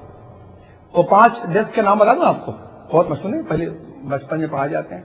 واجب، حرام، مستحب اور سنت تقریباً ایک ہے، احتیاط سے بولتا ہوں. اس کے بعد مکروہ، اس کے بعد مباح. 5 احکام ہے بس زندگی. ہاں کبھی کبھی ایسا ہوتا ہے کہ آپ یہ دیکھتے ہیں کہ کسی عمل کے ساتھ جب مکروہ لگ جاتا ہے، روزے میں شعر پڑھنا مکروہ ہے، اس کا مطلب یہ ہوتا ہے کہ کمی ثواب، یعنی ثواب کم ہو جائے گا. اگر کسی اچھے عمل کے ساتھ کوئی مباح کام مکروہ کہا جائے تو اس کا مطلب ہوتا ہے کہ آپ کے ثواب کم ہو جائیں گے. کوئی مستحب واجب کے ساتھ مستحب جوڑ جائے تو اس کا ثواب زیادہ ہو جائے گا. ادھر میں کسی گہرائی میں نہیں آئیں گے. 5 بہرحال ہیں. واجب کسے کہتے ہیں؟ What is the definition of واجب؟ اگر آپ کریں گے تو آپ کو اللہ ثواب عطا کرے گا، اور نہیں کریں گے تو اللہ نے کہا نہیں، اٹ از کمپلسری، تم کو کرنا ہے، کیا تو ثواب اور نہیں کیا تو اللہ عذاب دے گا۔ اور جو کیا آپ نے، جیسے 5 وقت کی نماز بالغ ہونے کے بعد یا جب بھی اللہ نے واجب کیے کیفیات کے اعتبار سے، اگر آپ مکلف ہیں، پڑھی تو ثواب اور فوٹو بنی ڈال دی گئی، اور نہیں پڑھی تو کیا کر رہے تھے، جو بھی کر رہے ہو فوٹو بنی ڈال دی گئی، ہو گئی۔ اس لیے کہ گناہ دوسرا والا پڑھنا پڑے گی آپ کو، اسی لیے آپ نماز سے فرار اختیار کر لیں، ہو گیا۔ تو واجب جو کیا، حرام اس کا الٹا، جس کے نہ کرنے میں ثواب اور کرنے میں آپ کو عذاب۔ کوئی آدمی جا رہا تھا اور نجیس چیز مل رہی تھی، اس کو نہیں کھانا تھا، آگے گئے، چائے کی دکان تھی، کافی کی دکان تھی، میک ڈونلڈ پہ کہیں بھی رک گئے کسی دکان پہ، کہنے یہ نجیس آپ نے اٹھا کر کھا لیا۔ اگر آپ گزر جاتے برداشت کر کے تو اللہ کہتے اس نے برداشت کیا، فوٹو لے لو اس کے اندرونی، اس کا بھی ثواب ملتا ہے، اور اگر کھا لیا حرام کر لیا تو عذاب، اور ایک فوٹو عذاب کی بن جائے، گناہ کی اس میں ڈال دی گئی، ٹھیک ہے۔ اس کے بعد مستحب سنت کا، اب اگر تمہارے مستحب ہے یہ حب سے، اس میں تم پہچانے جاتے ہو کہ اللہ سے محبت کتنی ہے نا، پہچانے جا رہے، اب کر لیں، اگر کر لیا تو ٹھیک ہے، نہ کیا تو ہم کوئی سوال نہیں کریں گے، ہمارا کریڈٹ بڑھ جائے گا، یہاں کی زبان میں کریڈٹ بن جائے گا، اچھا کر لو سنت، ٹھیک ہے، نماز شب پڑھ لو، نافلہ پڑھ لو، وظیفہ پڑھ لو، تعقیبات پڑھ لو، جمعرات پیر کو روزے رکھ لو، 13 رجب 18 غزی کو روزے رکھ لو، یہ کر لو، کوئی بات نہیں، کرو گے تو ثواب۔ یہ کہاں جا رہا ہے، مستحب اور سنت کے کھاتے میں جا رہا ہے نا، تیسری فوٹو کا کھانا ہو گیا، ٹھیک ہے، نہ کیا کوئی بات نہیں، سوچاؤ کرو، تم کو اس میں اختیار، ہم تم نے واجب تو کیا نہیں تھا، مکروہ اس کا الٹا، بھائی اگر نہ کرو it is better to left, کہ بہتر یہ کہ اسے چھوڑ دو، مشہور کلیجی کھانا مثلا ہے نا، یہ مکروہ ہے، اسے نہ کھاؤ، شرم ہے، اکثر علماء کے نزدیک مکروہ ہے شرم، جھینگا، کھا لیا تو کیا ہوگا، کوئی بات نہیں، اللہ نے کہا تھا ہم نے عذاب رکھے نہیں، ہاں مکروہ مطلب ہمیں ناپسند ہے، اگر اس کو تمہیں دل چاہ رہا تھا، شرم بہت پسند ہے، نہیں کھایا تو ثواب لکھا جائے گا، فوراً ثواب ہے۔ تو مستحب و سنت میں کیا ہے، اگر ثواب کی طرف بڑھے تو ثواب، ورنہ کچھ نہیں ہے۔ مباح مطلب کرو چاہے نہ کرو، ٹی وی پر کرکٹ میچ آ رہا ہے آج کل، ٹیسٹ میچ آپ دیکھ رہے ہیں، کوئی بات نہیں، بچے دیکھ رہے ہیں، بالغ بھی دیکھ رہے ہیں، کوئی بات نہیں، مباح ہے، دیکھ لیا تو ٹھیک، نہ دیکھا تو اللہ کچھ نہیں کہے گا، جاؤ بھائی تم کو میں نے دروازہ کھلا رکھا ہے۔ 5 کے علاوہ کوئی چھڑا راستہ کون سا ہے؟ ہاں مباح، ایک بات ہے کہ مباح جو ہے وہ بہت امپورٹنٹ ہے، کبھی واجب ہوتا ہے، کبھی مستحب ہوتا ہے، کبھی مکروہ ہوتا ہے، کبھی سنت ہوتا ہے، اپنے اپنے فوائد اور رجحان شرعی کے اعتبار سے، یہ ایک الگ بحث میں ادھر جانا نہیں چاہتا۔ مباح بہت اہم کبھی کبھی ہو جائے گا، اس کا یاد رکھیے گا، جیسے آپ گھروں میں آغا خمینی کی فوٹو لگاتے ہیں، آغا خامنہ کی فوٹو لگاتے ہیں، سستانی کی فوٹو لگاتے ہیں، اللہ نے سب کو سلامت رکھے جو زندہ ہے، جو چلے گئے اللہ کے درجات بلند کرے، کیا ہے، مباح ہے، مباحی تو ہے کہ فوٹوز علماء کے آپ گھروں میں لگاتے ہیں، مباح تو ہے، لیکن اس مباح سے کوئی روکے گا نہیں، یاد رکھیے گا، اس مباح سے نہیں روکتے، کبھی ہمت نہیں ہے، میں کچھ کہہ رہا ہوں، یہ بھی تو مباح ہے، میں کچھ کہہ رہا ہوں آپ کے سامنے، اس مباح سے نہ روکیں گے، مستحب سے روکنے آ جاتے ہیں، جبکہ فوٹو کے مسائل الگ ہے، اس کے لیے نصوص موجود ہے، میں کوئی منع نہیں کر رہا ہوں، جو ہم مقلد ہیں، جو ہمارا عالم کہتے ہیں، لیکن یہ بس میں نے اشارہ کر دیا آپ کے سامنے، یہ مباح کا مطلب یہ ہوتا ہے۔ اب آپ کو جو بھی عزاداری پر اعتراض کرنے کے لیے آتا ہے، وہ یہ کیوں کہتا ہے کہ یہ ہندوستان کی رسم ہے، یہ پنجاب کی رسم ہے، یہ سندھ کی رسم ہے، یہ پاکستان کا انداز ہے، یہ حیدرآباد کا انداز ہے، ہمیں عقل کے ناخون دو، ہمیں یہ بتاؤ کہ واجب ہے کہ حرام ہے کہ مستحب ہے کہ مکروہ ہے کہ مباح۔ تمہارا یہ چاروں طرف بھاگنا اس بات کی دلیل ہے کہ تمہارے دلوں میں کوئی چور پوشیدہ ہے۔ اگر تمہارے دل اگر مضبوط ہوتے تو تم اگر حرام کہہ دو، قسم خدا کی، اسی منبر کے اندر اگر جعفریہ میں عزاداری سے متعلق کوئی ایک حرام کام انجام دے گا، میں آگے بڑھ کے روکوں گا اور کسی بھی ہمت نہیں کہ وہ انجام دے گا۔ لیکن یہ تمہاری اب ایک بہت ہی ایسے الفاظ میں تمہاری بلکہ مجبور ہے، یہ پیترے بازیاں بتا رہی ہیں، اور میرے پاس کوئی لفظ نہیں کیا بتائے، بہت ویسے الفاظ نہیں سمجھ، اللہ سے استغفار کرتا ہوں، آپ سے معافی چاہتا ہوں، یہ پیترے بازیاں بتا رہی ہیں کہ دل تمہارا مجرم ہے، یو آر گلٹی کانشیس، ورنہ بتاؤ حرام، اور اللہ بھی سوال نہیں کرے گا، زندگی بھر مکروہ کری اللہ نہیں پوچھے گا، زندگی بھر مباح کری اللہ نہیں پوچھے گا، زندگی بھر سنت نہ کری اللہ نہیں پوچھے گا، لیکن اگر واجب آپ نے نہ کیا تو پوچھے گا، حرام کیا تو وہ اتنی سی بات ہے، جو اللہ نہیں پوچھے گا وہ قلہ پوچھتے ہیں۔ صلوات بھیجے محمد علیہ محمد. جو اللہ نہیں پوچھے گا، بھائی کسی کے نام پہ کھانا کھلانا، اس کے نام پہ سبیل لگانا، اس کے نام پہ سب کو بانٹنا، تبرک کھلانا ہمارا پیسہ ہے، ہم اپنے پیسے سے کسی کو کھلائے، ہم کھلا رہے ہیں، آپ کیوں تبرک پر اعتراض کرتے؟ اللہ پوچھے گا نہیں، آپ پوچھنے کے لیے آ گئے. عجیب عجیب باتیں. آپ کو اللہ پوچھے گا آپ کو؟ ہمارا وہ ہے، ہم اپنا اس سے رہتے ہیں. روز نئی نئی گاڑیاں خریدنے کوئی اعتراض نہیں کرتا. میں دوسری طرف جانا چاہتا سمیٹ کے آپ سے صرف ڈھونگا. آپ ایک نئی بات چلیے، دو باتیں آپ کو دے کے بات کو تمام کر رہا ہوں. ایک بات نہیں چلیے کہ یا ایھا الذین آمنوا، اے وہ لوگ جو ایمان لے کے آؤ. اس میں یہ کہا جا رہا ہے نعوذ باللہ کہ اس سے مراد محبان علی ہے. یہ جھوٹ ہے، کسی تفسیر میں نہیں ہے. پوری تقریر میں جملے کو یاد ہی پوچھ لیجیے گا، کسی تفسیر میں نہ شیعہ نے لکھا ہے، نہ حنفی نے، نہ وہابی نے، نہ کسی نے لکھا ہے کہ اس سے مراد محبان علی ہے. ایک نئی چال چلے گی، یہ کہو نہیں اللہ بھی جیسے کوئی اپنے بیٹوں کو یہ سمجھاتا ہے اور اپنی اولاد کو، تو اے ایمان والو ایمان لاؤ، نعوذ باللہ اس سے مراد مولائی لوگ ہیں اور محبان اہل بیت ہیں. یہ بالکل کوئی بات نہیں، یہ نئی بات بالکل یہ تفسیر میں رائے ہے. کہیں ہو تو دکھا دیجیے کہ تفسیر میں کیسے محبان علی مراد ہے، کیا ہے. آپ تفسیر اٹھا کے آیت اللہ شرازی سے لے کے نیچے اوپر سے لے کے تمام تفسیروں کو دیکھ لیجیے گا. ایک یہ، دوسرا ایک نیا ایک عجیب و غریب کا شوشہ چلا ہے وعدے کر کے بالکل مجلس تمام انشاءاللہ تقریباً وعدہ کہوں گا تو پابندی ہو جائے. ہاں بھائی ممبر بڑی مقدس رات ہے، اور کل آپ زیارت میں بتا دوں آپ کو کہ زیارت کا کانسیپٹ پہلے نہیں تھا کبھی. 40 سے پہلی زیارت جو ہوئی ہے تاریخ شیعت میں وہ 40 کی زیارت ہے. ہر زیارت 40 کے بعد آئی، اس کی اہمیت اپنی جگہ آپ کو پتہ ہے. تو یہ آج کل فقرے سننے کو ملے، یہ مولائی ہیں. مولائی تو وہ بھی تھا جو بخین کہہ رہا تھا. یہ حرام پن ہے، یہ حرام نہیں ہے. حرام پن مطلب یہ کہا ہے اس کو مولائی کہہ رہے ہیں. آپ شرم نہیں آتی آپ کو؟ یعنی وہ بچے تو ذرا ان کو آپ، میں نے تو انہیں مار کر ٹھیک کیا ان لڑکوں کو، سب کو نماز پڑھوائی، میں نے ان کو روزہ رکھوایا، گاڑیاں رکھوائی، خمس نکلوائے، اور میں جانتا ہوں کہ کتنے مخلص ہیں. آپ اسے بخین کہہ کے، میں نے خود کانوں سے سنا، جب تک نہیں سنتا نہیں کہتا. یہ ثقیفائی مولائی. اب سن لیجیے مولائی کسے کہتے ہیں، بات ختم. مولائی کسے کہا جاتا ہے؟ اب آپ سے مخاطب نہیں، اپنے صنف میں مخاطب کہتے ہیں. جب آپ نے اتنی بار، جب دیکھیے اگر کوئی کورٹ میں میرے نام اگر بھیج دے درخواست اور دعویٰ دائر کر دے، تب تو مجھ پہ جانا واجب ہو جاتا ہے نا. ہم نے پہلے نہیں چھیڑا ہے، لیکن جب ہم کو چھیڑا گیا ہے تو ہم کورٹ میں اترے. ہم نے پہلے کچھ نہیں. ہمارے مولائی کا مطلب یہ تھا کہ ماتم کر رہے ہیں، مجلس کر رہے ہیں، زنجیر لگا رہے، کما لگا رہے، اہل بیت کا ذکر کر رہے، علی علی کر رہے، نعرے حدیث لگا رہے. ہم نے تو کسی کو نہیں چھیڑا، ہم تو اپنا پازیٹیو وے میں جا رہے تھے. جب آپ نے ہم کو اتنی بڑی بات کہہ دی اور آپ نے ثقیفائی مولائی کا لفظ استعمال کر لیا، تو سن لیجیے آپ، مولائی کے لیے کوئی حدیث تو نہیں ہے، لیکن عالموں کے لیے حدیث ہے کہ اشر الناس علی الارض الفقہاء. سن لو، آیت اللہ امام خانی جو آیت اللہ خل خمینی سب کا استاد تھے اور عظیم عالم تھے. آیت اللہ امام خانی کا وصیت نامہ جس کا ترجمہ میرت الرشاد کے نام سے، اس میں تو یہ ضرور لکھا ہوا ہے کہ برے عالم سے یوں بھاگو جیسے یزیدی سپاہی سے بھاگا جاتا ہے.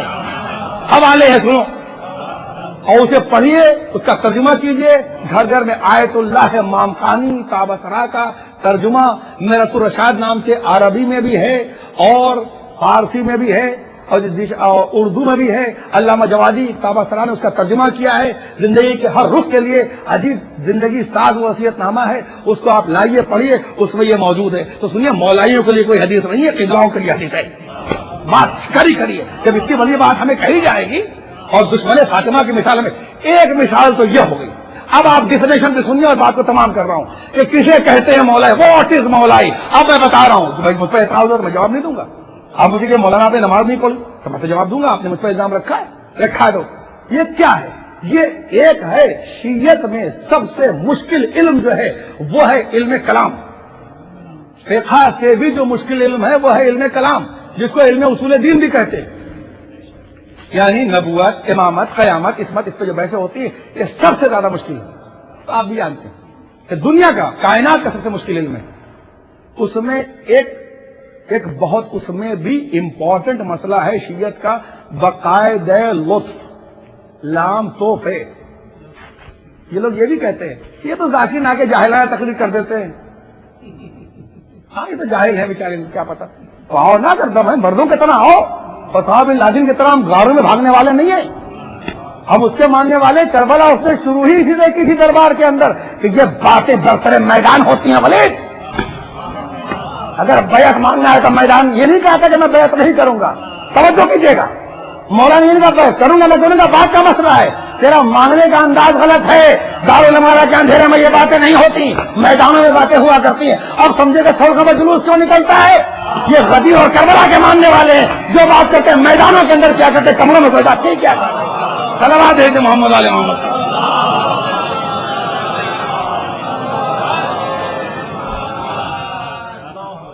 برخ رہے میدان، تو ہسٹری کا فکر ہے نا، اور دکھا دیا وہ آخر میں انشاءاللہ آؤں گا، بس 5 منٹ اور، کہ وجہ یہ کہ باقاعدہ لطف یہ ہے کہ اللہ کے لطف سے کچھ عصمت خود ایک لطف ہے، معصوم ہونا ایک لطف پروردگار ہے۔ علامہ ہلی علیہ الرحمہ کی ولایت علی ابن ابی طالب پر، جس میں 2000 دلیلیں ہیں، کچھ اس میں سے دلیلیں تلف ہو گئی جو بچی ہیں، اس کتاب کا نام ہے الفین، الفین مانے 2000 خیر من الف شیء، اس میں دلیلیں، اس میں بھی اس بحث کو آپ نے لکھا ہے کہ یہ لفظ بار بار آئے گا، اس لیے میں چاہتا ہوں کہ پہلے صفحے پر اس کی وضاحت کر دوں، جلدی جلدی پڑھنے کی معذرت چاہتا ہوں کہ تاکہ کچھ باتیں آپ تک پہنچ جائیں۔ اور وہ لطف کا مطلب یہ کہ اللہ سب کو کنٹرول کر رہا ہے۔ مثلا کوئی آدمی، بہت سے لوگ جنگلوں میں ایسے ہیں جن کو یہ بھی نہیں معلوم کہ رکشا بھی کوئی چیز ہے، میں جا کے آیا ہوں، سائیکل بھی کوئی چیز ہے، ہوائی جہاز تو بات کی بات ہے۔ جنگلوں کے اندر یہ لوگ جانتے ہیں، میں کرناٹکا کے جنگلوں کے اندر گیا ہوں اور بہت سے جنگلوں میں دنیا کے دیکھا ایسی ایسی پرانی، اب اس میں کوئی آدمی آ کے کمپیوٹر لے کے پہنچ جائے اور وہاں جا کے کہہ رہے میں نبی ہوں، تو اس کے لیے اللہ نے باقاعدہ لطف رکھا ہے کہ جو دھوکہ دے گا اس سے ایک لطف پروردگار یہ ہوگا کہ ایک غیبی چیز ہے کیسے اللہ محفوظ رکھے، فاطمہ زہرا محفوظ رکھے، کربلا والے اس سے بہتر موت ہے کہ ان کی شان میں نعوذ باللہ کوئی بات نکل جائے یا سوچ لی جائے، تو اللہ اس کو غیب سے کنٹرول کر کے اپنے بندوں کو وہاں سے بچا لے گا، اس سے کوئی ایسی غلطی کرا دے گا، کچھ بھی کرا دے گا کہ وہ لطف اللہ کا ایسا ہوگا کیونکہ وہ سب کی ہدایت کرتا ہے، اسے بچا لے گا۔ بس سنیے آپ مولائی کسے کہتے، چونکہ مولا ابھی کچھ دن کے بعد ایسا ہوا کہ میرا ورک کارڈ آیا گورنمنٹ سے، تو پہلے بھی آیا تھا اور یہ بھی آیا، تو اس پر میں لکھا تھا پہلے والا کسی اور ڈپارٹمنٹ سے آیا، اب جو آیا اس پہ لکھا تھا ہوم لینڈ سیکورٹی، یہ ابھی جو آیا نیا ابھی، اور کئی چیزوں پر ارے یہ کیا مطلب، ہر چیز پر یہ ہوم لینڈ سیکورٹی کیا مطلب؟ کہنے لگے صاحب یہ کہنے لگے 9/11 کے بعد بنی ہے، تو 9/11 سے اس کے بعد کیوں بنی؟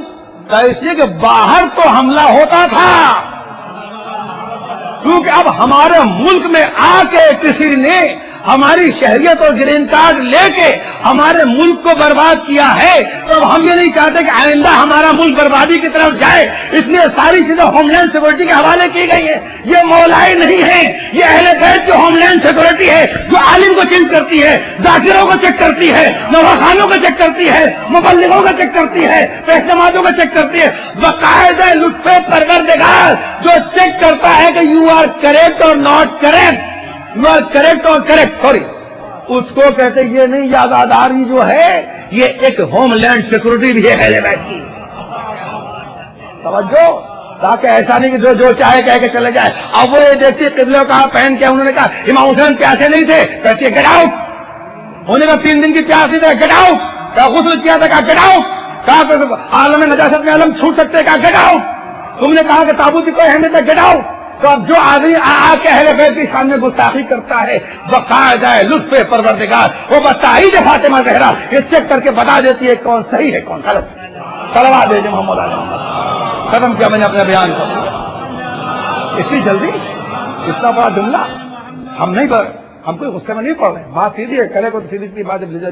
جب لوگوں نے، ہم نے ابھی تک نہیں پڑھا تھا، یہ 10 سال سے میں خاموش تھا، بالکل 10 سال سے، بالکل جب 10 سال سے باہر نکلو 6.5 سال سے، لیکن یہ بات غلط ہے، آئیے بات کریے، یہ تھوڑی کہ آپ نے خود، میں نے خود سنا ہے کانوں سے کہ بخین کہے کیونکہ علی کی اطاعت نہیں کرتے، سلمان مولائی تھے اطاعت کرتے تھے، بخین والا بھی مولائی تھا، بے غیرتی کی باتیں آپ غور کیجیے، یہ صرف اس لیے کہ مولائی جو ہے نا ایک لفظ اس کو کہا تھا جو اہل بیت کو ایک چاہنے کا انداز ہے، بس میں اب دوسری طرف نہیں جانا چاہتا عزیزوں، اور چونکہ آخری فقرہ آپ کی خدمت، کیوں میں آپ کے سامنے بول رہا ہوں، بہت سے لوگ ہم سے آتے ہیں باتیں کرتے، ہم ڈرتے کیوں نہیں، تو اس سے بے بات ہو کے آپ کیسے بول رہے ہیں؟ یہ دنیا کی ہر قوم حسین کا غم مناتی ہے، بس چونکہ آسانی زہرا کے لیے میں نے کوئی فقرہ نہیں کہا تھا، 1 منٹ میں فقرہ کہہ کے مسائل کے اوپر آ جاؤں گا، 1 گھنٹہ ہو چکا۔ اگر توجہ کیجیے، اگر جناب زینب نے آزاداری کی پالیسی ہم نے حسین کی بہن جناب زینب سے لی، اور جو کریں اور جو ہے بس آخری فقرہ صبح ثانیہ زہرا کے فضائل پڑھیں تو نہیں پڑھ سکتے. اگر ثانیہ زہرا نے دور مختار کا انتظار کیا ہوتا، توجہ کیجیے بھائی، میں نے کہا نا کہ ثانیہ قربان جائے، جب میں نے کچھ مانگا ہمیشہ ملا ہے. یقین مانی میرے والد کل بچنے کی کوئی امید نہیں تھی کس منزل سے گزرے. میں نے کہا بیوی مجھے معلوم ہے کہ آپ سے جو مانگا جائے گا ہمیں ملے گا. تو بس ٹیلی فون اٹھاتی اچھی خبر ملی. اس پر یہ بھی میں دعا کرتا ہوں پروردگار جو فیصلہ کرے اس پر مجھے راضی رہنے کی توفیق بھی مرمت فرمائے. سن لیں آپ، بس یہ بطور تحفہ چہلم کے شب میں. اگر جناب زینب ثانیہ زہرا سلام اللہ علیہ نے مختار کے دور کا انتظار کیا ہوتا، مختار کی حکومت قائم ہو جاتی، ابن زیاد ختم ہو جاتا، یزید ختم ہو جاتا، سب ختم ہو جاتے، اور اس کے بعد جناب مختار کو بلاتی، اور بلانے کے بعد جناب زینب یہ کہتی اے مختار امام باڑہ بناؤ، ادا خانہ بناؤ، ہم اپنے بھائی کا ماتم کرنا چاہتے ہیں. تو دنیا کے سارے لکھنے والے، دنیا کے دوسرے مذہب کے لکھنے والے جناب زینب کی سیاست کی، آپ کے تدبر کی، آپ کی فراست کی، دانش مندی کی داد دیتے کہ کیا عورت تھی اور کتنی زیادہ سیاست داں تھی اور کتنی بڑی عورت تھی کہ اس نے مختار کے دور کا انتظار کیا، اتنی دیر تک صبر کیا، اتنی دیر تک خاموش رہی. بہت بڑی سیاست داں تھی، بہت بڑی عقل مند تھی، بہت بڑی دانش مند تھی کہ یزید کا دور گزرا اور جب مختار کا دور آیا تو امام باڑہ قائم کیا. اگر قائم کر دیتی لوگ دانش مند تو کہتے، لوگ عقل مند تو کہتے، لوگ سیاست داں تو کہتے، لوگ مدبر تو کہتے، لیکن اللہ کے وجود کا یقین نہ ہوتا. اور ہم بھی طاقت کا انتظار کرتے، سب اداداری کرتے، لیکن یزید کے دور میں فرض ادا دکھا کر ثانیہ زہرا نے بتا دیا کہ اداداری خود طاقت ہے، طاقت کی محتاج نہیں ہے. صلوات بھیجو محمد علیہ محمد. اداداری خود طاقت ہے، خود پاور ہے. یزید تیرے گھر میں بٹھاؤں گی، اللہ اکبر. یزید تیرے گھر میں اداداری طاقت کی محتاج نہیں. اداداری طاقت دیتی ہے، اسلام کو طاقت، نماز کو طاقت، قرآن کو طاقت، روزے کو طاقت. اداداری طاقت دیتی ہے، طاقت کی محتاج نہیں ہے. ہم اتنی اداداری کرتے ہیں کہ دنیا کرتی ہے، ہر قوم کرتی ہے، تو حسین محتاج نہیں، ہم اسے ہم محتاج ہیں. بس عزیزو، السلام علیکم ایھا المکروبہ. آپ سنیں گے ماں کا لقب اور بیٹی کا لقب. اللہ ہم سب کو زیارت اربعین اہل و عیال کے ساتھ کربلا معلیٰ کی نصیب فرمائے. عزیزو بس نصیب فرمائے، نصیب فرمائے. اللہ بہت بڑی اس کی تاکید ہے زیارت اربعین. اس لیے کہ جب آدمی جاتا ہے نا عراق جاتے ہیں تو زیارت تو سب کیوں ہوتی ہے، لیکن جب کوئی پڑھنے جاتا ہے تو کیا کہتے ہیں نجف جا رہا ہے، اور جب کوئی زیارت کرنے جاتا ہے تو وہاں کے پاس آتے ہیں امام بھی ہیں، ہمیں امام بھی ہیں، لیکن کیا کہتے ہیں کربلا جا رہا ہے. سوچئے کہ جب بہن کربلا گئی ہوگی کیا عالم ہوا. بس آج چہلم کی رات ہے، آج اربعین کی رات ہے. اللہ اکبر. مجھے تو امام حسین صاحب کی پوری جنگ پڑھنی تھی، لیکن میں نے اسے ملتوی کیا. انشاءاللہ پھر جب مولا چاہیں گے. اللہ اکبر.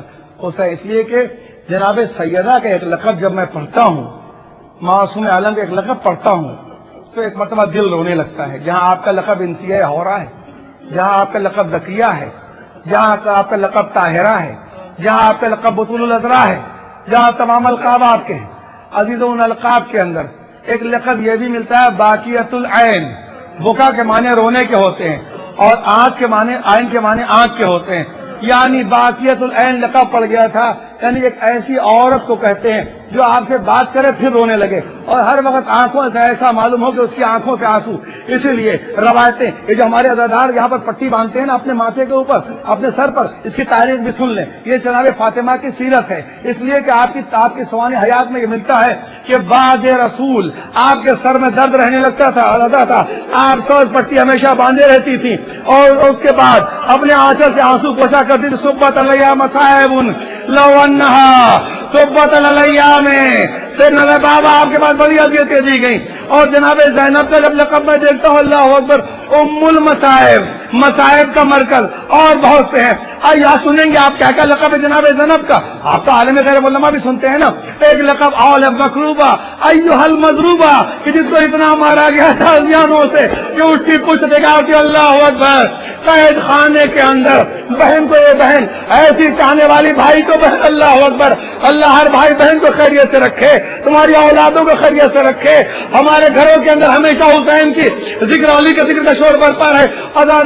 ازادارو جب یہ غور کیجیے گا کہ بس ثانیہ زہرا کے چند گوشت اور شاید 10 منٹ کے اندر بات تمام ہو جائے گی۔ ہائے زینب، ہائے ثانیہ زہرا، ہائے بھائی کو چاہنے والی بہن، کتنا چاہتی تھی بھائی کو، ہائے ہائے شوہر کو چھوڑا، بچوں کو قربان کر دیا۔ اب جب حسین رخصت کے لیے جانے لگے، کیا فضا میری ماں کا بس لے کے آؤ۔ ایک مرتبہ حسین نے جب ہتھیار سجے، بہن کے آگے ہاتھوں کو جوڑ کے کہیں گے بھیا کہاں جا رہے ہو؟ کہا میں جا رہا ہوں میدان میں۔ کہا رے بھیا صبح سے شام تک سنے، بس جناب اس لیے کہ ایک موت سنے، صبح سے شام تک علی اکبر گئے اس لیے کہ میں تمہیں بچا لوں، علی اصغر گئے اس لیے کہ تم بچ جاؤ، عباس گئے اس لیے کہ تم بچ جاؤ، کیا اب تم بھی نہ بچو گے؟ ارے ہم نے سب کو قربان کر دیا کہ میرا بھائی حسین بچ جائے، سب قربان ہو گئے کہ حسین بچ جائے، لیکن اے بھیا تم جا تو رہے، بتاؤ کیا اب سب کو تو میں نے قربان کیا کہ تم سچ میں رخصت ہو جاؤ گے؟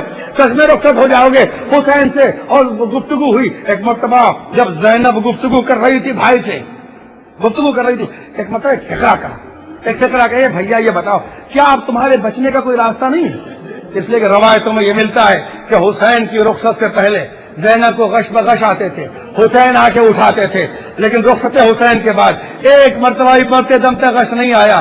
ہاں آیا تو اس وقت آیا کہ جب سید سجاد نے اٹھایا تو روح پرواز کر چکی تھی۔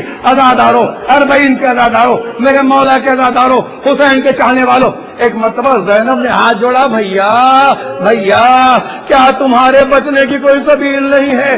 کیا کوئی صورت نہیں کہ تمہیں بچا لیا جائے؟ ایک مرتبہ بہن نے بھائی نے بہن کے چہرے کو دیکھا، کہاں بہن ایک بچنے کی سبیل ہے۔ ایک مرتبہ بہن خوش ہو گئی، کیا بچنے کی سبیل ہے؟ ایک سبیل ہے کہ میں بچ سکتا ہوں، ایک سبیل ہے، کیا بس ایک بچنے کی سبیل یہ ہے کہ یزید کی بیعت کر لی جائے؟ بس زمان ایک مرتبہ کھڑی ہو گئی، خدا حافظ میں پردہ اٹھاتی ہوں، بھیا جائیے آپ رخصت ہو جائیے، اور جس ماں کا خون آپ کی رگوں میں ہے اسی ماں کا خون ہماری رگوں میں بھی ہے، اے بھیا جاؤ، اب میری آنکھوں میں آنسو نہ آئیں گے۔ تو ایک مرتبہ حسین نے ایک فکرہ کہا، اختی لا تنسانی فی صلاۃ اللیل۔ اس کے بعد رخصت ہوئے، رخصتوں کے خیمے سے نکلے بس وہ، اور اس کے بعد لوگوں نے ایک ایک منزلیں دیکھی، وہ شام غریبہ کا سناٹا بھی آیا، تو اس وقت ایک عجیب منظر تھا کہ جب سامنے پانی آیا، ایک تو وہ وقت تھا اور ایک تو وہ گزارش تھی کہ زینب نے ایک مرتبہ دل کو تھاما، دوسری مرتبہ جب ایک مرتبہ خیام جل چکے، شام غریبہ کا سناٹا آیا، سناٹے میں ایک مرتبہ پانی آیا۔ آپ جانتے ہیں اگر پانی کسی نے پیا بھی،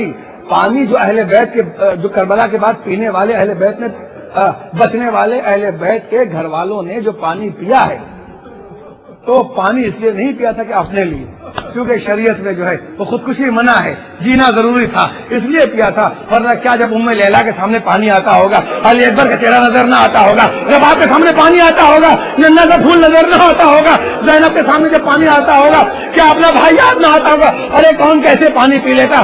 سنو سامنے غریبہ میں زینب نے کیسے ازادارو سنو، بس چند آنسو، یہی ہماری زندگی ہے، یہی ہماری حیات ہے، بس سنیں اللہ اکبر۔ ایک مرتبہ جب پانی آیا شام غریبہ میں، سب چاہتے تھے کہ جناب زینب پہلے پی لیں، جناب زینب کا نہیں بیٹا سجاد، اے سید سجاد تم پہلے پیو گے تب میں پیوں گی، تم پہلے پی لو۔ نہیں، ایک مرتبہ جناب سید سجاد نے کہا نہیں پھوپھی اماں آپ پانی پیے پہلے۔ کہا یہ جیسی پانی کی طرف بڑھتی تھی، کہا میرا بھائی پیاسا مارا گیا، میرا علی اکبر آخر میں پانی مانگتا رہا، مجھے پانی نہ پلاؤ، اللہ اکبر۔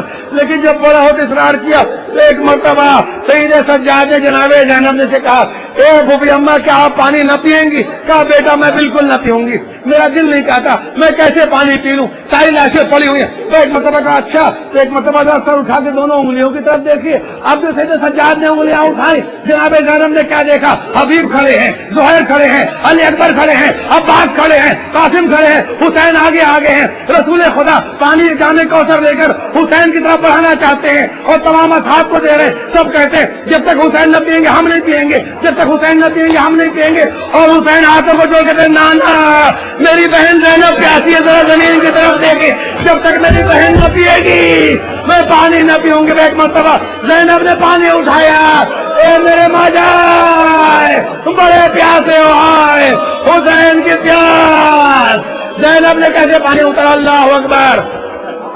قافلہ چلا شام کی منزلیں پہ. اللہ اکبر.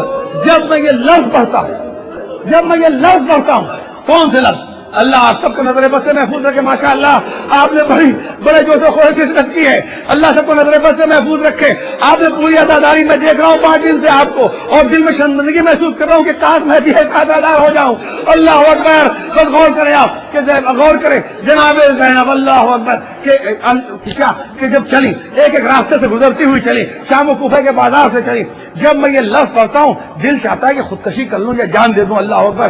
کہ جب یزید نے یہ کہا کہ ہم حسین کا خون بہا دینا چاہتے ہیں, کیا حسین کا آئے ہائے چند روز جواہر رکھ کر چند روز ظاہر کہ ہم حسین کا خوب آئے مجھ سے پڑھتے بھی نہیں بنتی ہے روایت. اللہ اکبر. جناب سید سجاد نے ایک مرتبہ کہا کہ زندان کا دروازہ کھلے گا. کیسے کھلا آپ جانتے ہیں. میں اس بچی کا تذکرہ نہیں کرنا چاہتا. آپ کے سامنے ایک بیٹی ہے, میرے سامنے بھی بیٹی ہے. ہائے ہائے کیسے کھلا. تو ایک مرتبہ دروازہ جب کھلا توجہ تو بس تھوڑی سی اور زحمت ہے. دروازہ کھلا, جناب زینب نے کہا ایک گھر خالی کرا دو اور ہم اسے ماتم کریں گے. ایک مرتبہ گھر خالی ہوا, مسند بچھائی گئی, سید سجاد مسند پہ بیٹھے, زینب نیچے بیٹھی. اے بھیا ابھی تک ہم نے اے بیٹا ہم نے اب تک تمہیں پرسہ نہیں دیا. حسین کا پرسہ قبول کرو, عباس کا پرسہ قبول کرو, علی اکبر کا پرسہ قبول کرو. اور اس کے بعد جناب زینب نے یہ بھی کہا تھا بھائی اسی کی یادگار یہ تبرکات ہے. خیر چھوڑ دے دو. ایک مرتبہ یہ بھی تو کہا تھا کہ اے بیٹا کہہ دو کہ ہمارے سروں کو بھیج دے, ہم ملاقات کر لیں. تمام بیویاں بیٹھ گئی, چادریں بھی آئیں. تو 3 دن گھر خالی کرایا جائے, چادریں واپس کر دی جائیں. ہم کسی کا احسان نہیں لیتے, وہی چادر جو لوٹی گئی تھی. اور تیسری یہ ہے کہ ہمارے سر ہم کو بھیجے جائیں. اللہ اکبر. 3 دنوں بعد گھر خالی ہو چکا, چادریں آ گئی. زینب نے اٹھائی, رباب اپنی چادر لو, ام لیلا اپنی چادر لو. جب سب کو چادر دے چکی, ایک مرتبہ ایک چھوٹی سی چادر اٹھائی, کھانے کے دروازے پر جا کے ڈال دی.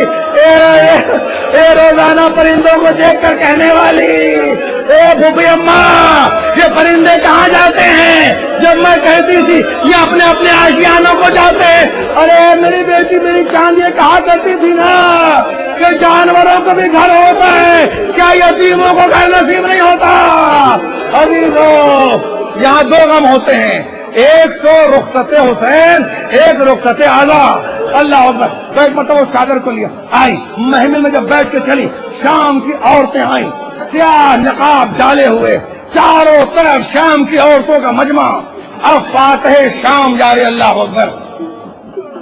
دیکھیے دنیا میں جب کوئی قید سے چھوٹتا ہے نا, تو اگر قید سے چھوٹے پہلی کوشش یہ ہوتی ہے کہ اس حکومت سے بھاگ جاؤ. لیکن زینب کہہ رہی ہے میں یہاں رہوں گی, بتا رہی ہے کہ بھائی کی فتح کا اعلان کر رہی ہوں, میں یہاں رہوں گی, اپنے بھائی کا تذکرہ کروں گی. دیکھیں یہ عقیل ہے بنی ہاشم کیا انداز ہے. ایک مرتبہ زینب ساری شام کی عورتوں نے چاروں طرف سے گھیر لیا, سیاہ نقاب پہن کے آئیں, شہزادی محمل میں بیٹھی, سب نے ہاتھ کو جوڑا. کوئی خواہش ہو تو بیان کریے, ہم کنیز بن کے آئے ہیں, ہم آپ کی نوکرانی بن کے آئے ہیں, کوئی حکم ہمیں دیتے جائیے. آپ نے کوئی اور بات نہ کہی, کوئی اتنی سی بات کہی, اے شام کی عورتوں میں جا رہی ہوں, خدا حافظ, بس ایک گزارش ہے, اگر کبھی شام کو خیال آ جائے تو ایک چھوٹی سی خواب قید خانے شام میں چھوڑے جا رہی ہوں, اس پر آ کے شمع جلا دینا. اور اندھیرے میں گھٹ گھٹ کے میری چاند گزر گئی. تو سنیں اب سروں کے آلے, ایک مرتبہ ایک سرانا شروع ہوئے. بس یہاں میں ختم کر دوں گا آپ کو انشاءاللہ. کل آپ دو پہلے پورے ان کے مسائل سنیں گے.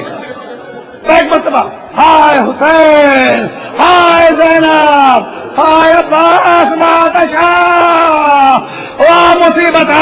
آپ سنیں, چونکہ توجہ کیجیے گا, زینب کا ایک قرض تھا, بس ایک قرض تھا, ایک خواہش تھی, جو بھی آپ کہیں. اس لیے کہ سب کی لاش جب خیمے میں آئی تھی, سنو علم کی کیا اہمیت ہے. علم آ رہا ہے ہمارے سامنے, یہ علم نہیں ہے, یہ خواہشوں کا دروازہ ہے, باب الحوائج کا علم ہے. یہ ہمارے دلوں کی طاقت ہے, ہمارے روح کی طاقت ہے, ہمارے قلب کی قوت ہے, یہ علم نہیں. توجہ کر دیکھا کیوں. اسے علی اکبر کی میت آئی, علی اکبر کا ماتم ہوا تھا. اب بات قاسم کی میت آئی, قاسم کا ماتم ہوا تھا. لیکن ایک میت نہیں آئی تھی, اس کی جگہ علم آیا تھا, اور میت کی طرح علم کا ماتم کیا گیا تھا. وہ عباس کا علم تھا, عباس کے عالم میں ماتم جنازے کی جگہ ہوا تھا نا، اس لیے غازی نے وصیت کی تھی میری لاش کو خیمے میں نہ لے جائیے گا، تو توجہ کرے بس ایک سر آتا گیا، ایک سر آیا، ایک مطلب جب علی اکبر کا سر آیا بیویاں کھڑی ہو گئی، والی اکبرا والی اکبرا والی اکبرا، اللہ اکبر۔ قاسم کا سر آیا، وہ قاسمہ کا ماتم ہوا، لیکن ایک مرتبہ ایک چھوٹا سا سر آیا، علی اصغر کا سر آیا، علی اصغر کا ماتم برپا ہوا، پھر علی اکبر کا سر آیا۔ ایک عورت نے کہا، ایک عورت پروردگار ارے اتنا خوبصورت نوجوان، اس کے مرنے سے پہلے اس کی ماں مر گئی ہو تو اچھا ہے۔ ایک مرتبہ ام لیلا نے کہا ارے یہ نہ کہو میں زندہ ہوں، لیکن ایک مرتبہ ایک سر جب آیا تو عجیب ہلچل ہوئی۔ بس میں ختم کر رہا ہوں، 2 یا 3 منٹ اور ہے اور تاخیر کی معذرت چاہتا ہوں، اس لیے کہ جب عباس گئے تھے تو مقاتل یہ لکھتے ہیں کہ زینب نے ماتم کیا تھا، آج بیوی نے ویسی مل کے ماتم کیا، 2 ماتم دارو اور ملک انشاءاللہ تمام، کہ جب عباس خیمے سے رخصت ہو رہے تھے تو سب کا ماتم ہوا تھا۔ جب کوئی گیا، علی اکبر گئے تو ماتم واہ علی اکبر، قاسم گئے تو ماتم واہ قاسمہ، اونا محمد گئے تو واہ اونا واہ محمدہ۔ لیکن جب عباس کا ماتم ہو چکا، ایک مرتبہ مقاتل نے یہ لکھا ہے کہ زینب نے ایک مرتبہ تمام بیویوں کو جمع کیا، جب پردے کے قریب گئے پردے سے بلایا، بھائی کو ایک مرتبہ کھڑا کیا اور سب کو جمع کیا، اے ام کلثوم یہاں آؤ، رقیہ یہاں آؤ، رباب یہاں آؤ، سب کو زینب نے جمع کیا اور جمع کرنے کے بعد غازی کے لیے ایک ماتم شروع کیا، عباس کا نام لے کے نہیں سکڑے مقاتل میں موجود ہے، وعزت آل محمد وحرمت آل محمد وعزت آل محمد وحرمت آل محمد۔ ارے اس وقت ماتم ہوا تھا اور جب سب کا سر آیا، سب کا سر تو آیا، لیکن جیسے ہی بتا عباس کا سر آیا بیویاں کھڑے ہوئے سر پہ ہاتھ رکھ کے، آئے میرا پردہ عباس میری چادر، اے بھیا تیرے بعد ہم لٹ گئے، ہم بے پردہ ہو گئے، اے غازی السلام علیکہ ایھا العبد الصالح۔ اللہ